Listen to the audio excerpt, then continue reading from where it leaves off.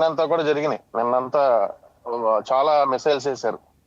So అవన్నీ మరి ఆ గాలిలో ధ్వంసం చేశారా, లేకపోతే అక్కడ పడ్డాయా నేల మీద? 97% మొత్తం ఇంటర్సెప్ట్ అయిపోయినాయండి. ఓకే. ఏమంటే యుద్ధం అనేది చాలా ఖర్చుతో కూడుకున్నది. ఇరాన్ అయినా, ఇజ్రాయెల్ అయినా, ఎవరైనా సరే. ఒక్క బాలిస్టిక్ మిసైల్ కాస్ట్ వచ్చేసి $1,50,000. ఓ గాడ్.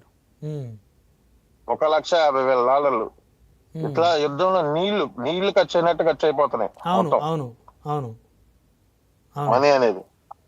సో ఇప్పుడు మీరు అన్నట్టుగా ఇందాక మరి ఇప్పుడు ఇరాన్ గాజా కాపోతుందా అన్నారు చూసారా? ఆ అవును మాటకి చెప్తా మనం ఆగాం మనం. అవును సార్. అవును. గాజా కాదండి, ఇప్పుడు ప్రజలు అక్కడ సంబరాలు చేసుకుంటున్నారు. మీరు ఎన్నో వీడియోలు చూస్తుంటారు కదా.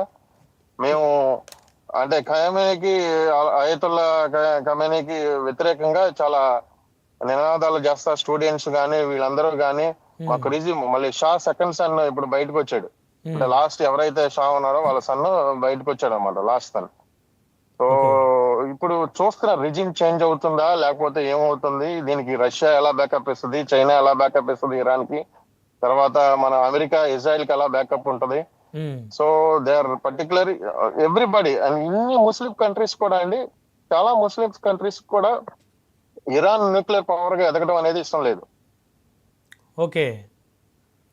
అంటే ఎందుకంటే వాళ్ళు ఎప్పుడు ఏం చేస్తారంటే ఒక ఎక్స్ట్రీమిస్ట్ లెవెల్లోకి అణ్వస్త్రం వెళ్తే అది ప్రపంచానికే చేటు. ఓకే. అవును. అది మామూలుగా ఒక దేశానికి కాదు. ఇవాళ ఫ్రెండ్ అనుకున్నాడే రేపొద్దు శత్రువు చేస్తారు వాళ్ళు. అవును. ఈవెన్ పక్కన ఉన్న సౌదీ అరేబియా వీళ్ళు కూడా ఏం మాట్లాడట్లేదు. టర్కీకి ఈవెన్ మీకు ఇలా ఇజ్రాయెల్ స్ట్రైక్ చేయబోతుందని టర్కీకి ముందే ఇన్ఫర్మేషన్ ఉంది, but they don't give them. So ఇప్పుడు ఇప్పుడు మన భారతీయులు నిన్న నిన్న లాస్ట్ టైం బర్నాడ్ గారు యా యా మస్తాన్